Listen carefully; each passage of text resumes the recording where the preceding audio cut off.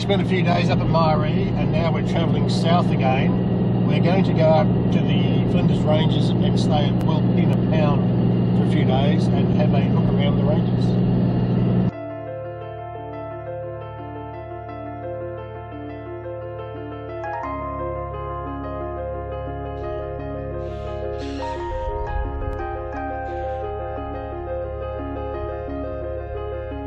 This is a very nice camp kitchen. There's barbecues, tables, chairs, a roof to get under, and in the kitchen, fridge, microwave, kettle, sink. Very nicely done. We've driven up from the Flinders Ranges from our camp at Wilpena up to a town called Blinman, which is north of the Flinders Ranges and 32 k's east of Parachilna. A historic town, lots of old buildings. Has the feeling of being up in the mountains. We're driving from Blinman to Parachilna, and isn't this fabulous?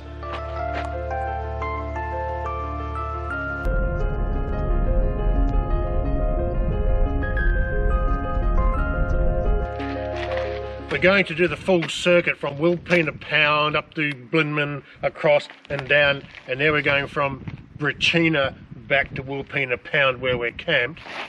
The track brings us along and through this river here, and we're about to go through this gorge, and isn't that a sight? An absolute sight.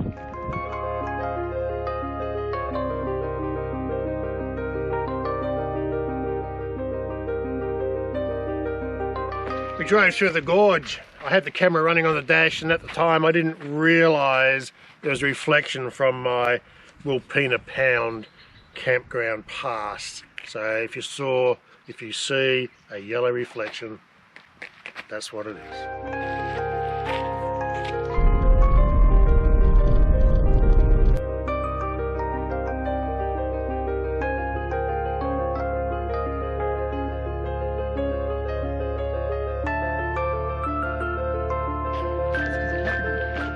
We're doing a walk. We're heading to the old Wilpena station, which is about 1.5 k's from the campground. There is a track that goes out the back of the campground, go through the gate near the camp kitchen and follow the creek. Now I have to admit the signage and the maps are a little vague. And up here a sign says no public access, but apparently if you're staying in the campground you're not considered public, so you can continue. So a little vague, but still a wonderful place to visit. A nice day to walk. We're currently at the old Wilpena Homestead. We just walked up from the Wilpena Pound Caravan Park. Very pleasant walk. Unfortunately we can't get into the building, but it's actually very well preserved, so it'd be quite interesting to look inside. So we're going to take a wander around the yards and some of the older buildings.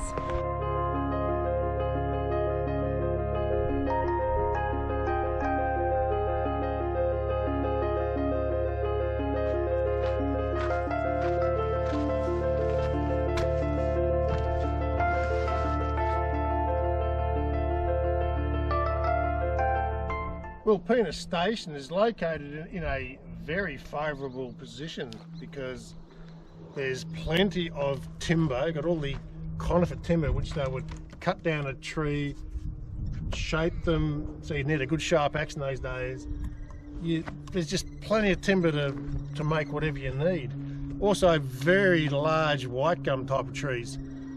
And this particular spot here, it's just a very nice place to have a homestead.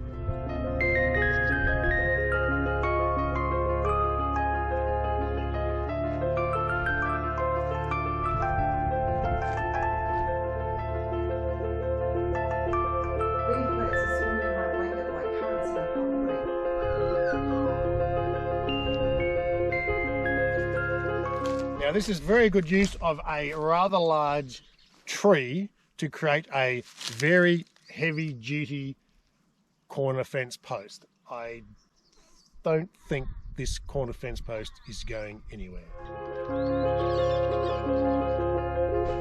I'm I'm standing amongst the buildings at the old Wilpena Homestead. We have the original homestead, which is a substantial building, probably a very old, even more original little house. We have a shed or barn style building, the stables, the blacksmith's shed, and finally the blacksmith's house, all set amongst wonderful trees, nice big white gums. It's very pleasant indeed.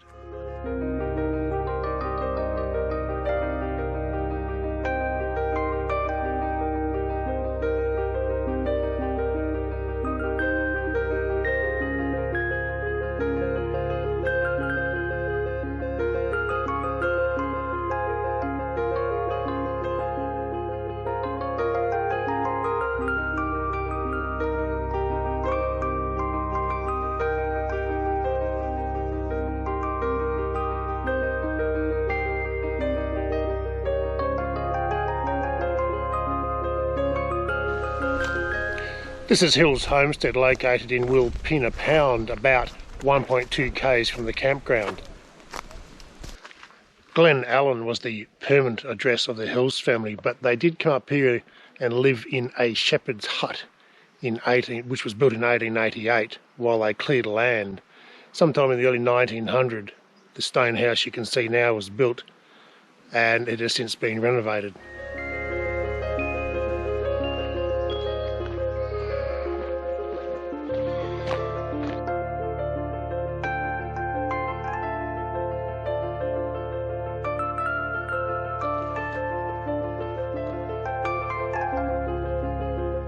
So this is Wilpena Pound.